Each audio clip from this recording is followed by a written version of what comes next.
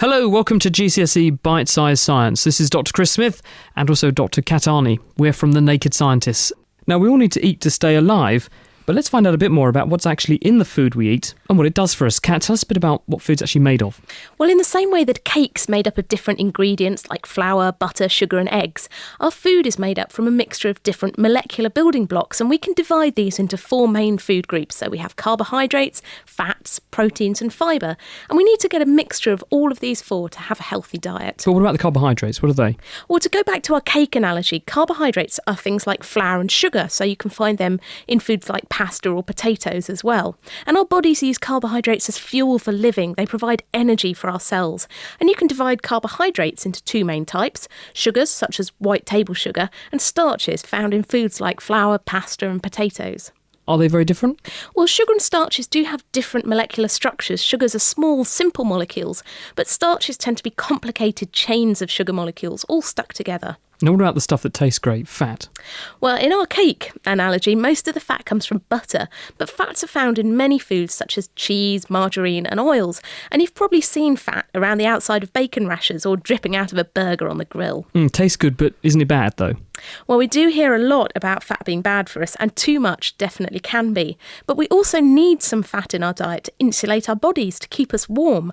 And the membranes around every cell is also made of fat. And certain important vitamins like vitamin A and vitamin E will only dissolve in fat. So these are known as fat-soluble vitamins. So that's the fats. What about things like proteins? Well, protein is a really important building block in our diet, and in our cells, proteins do all sorts of jobs. For example, they make up a big part of our muscles, so we need to eat proteins for growth and repair. And what do you have to eat to get them?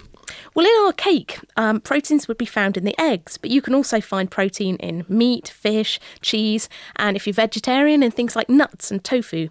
And what does that leave from the rest of a healthy diet?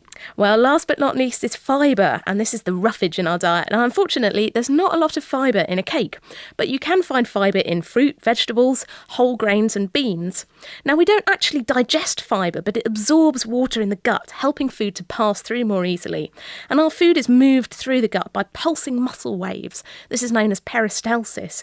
And if you don't have enough fibre in your diet, you can end up with constipation. Sounds nasty, but how much food should someone eat in a day to be healthy? Well, this will depend on lots of things: your shape, your size, your metabolic rate, and, if you're a man or a woman, and how old you are. Now, a healthy diet contains all the different nutrients in the correct amounts, and it provides the right amount of energy for every individual. When you mention metabolic rate, what does that actually mean then? Well, the metabolic rate is simply the speed at which chemical reactions take place in the body. So, for example, respiration, that's the chemical reaction that allows cells to release energy from our food. And metabolic rate can vary between people, depending on several things. What sorts of things make the difference? Well, it depends on your age, whether you're male or female, and your genes. That's not your trousers, the genes that you inherit from your parents. It also depends on how much muscle you have in relation to fat. So muscles burn loads of energy. Someone with lots of muscles will have a higher metabolic rate compared to someone who's got a lot of fat. And another way to increase your metabolic rate is to exercise or do other sorts of activity. And we know that our metabolic rate increases as we exercise, and it does stay high for a while afterwards. So what happens if I don't take your advice, Kat, and I don't eat a balanced diet?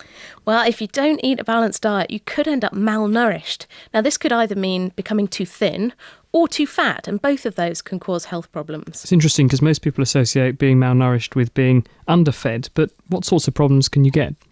Well, if you're too thin, this can cause problems, particularly if you're a woman, problems with your periods and fertility. And it can also make you more susceptible to illnesses and infection.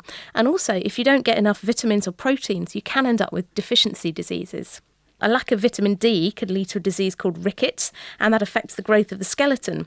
There's a disease called kwashiorkor, which is caused by a lack of protein in the diet, and it can cause a swollen abdomen, a pot belly, and hair loss, among other things. And if you don't get enough vitamin C, you can get scurvy. And in the 17th and 18th century, this used to happen to sailors out on the oceans because they didn't have enough fruit and veg along with them for the voyage. So they started taking lime juice with them on voyages, which is packed with vitamin C. And in fact, this is why Americans sometimes refer to us Brits as limeys. A lack of food or essential vitamins and proteins is quite rare in the Western world, and these deficiency diseases are more often seen in developing countries where there may not be enough food for everyone. Thanks, Kat. So that's the components of a healthy diet and why a person not eating the right foods can develop malnutrition. In part 2, we'll find out what happens when a person eats too much and becomes obese.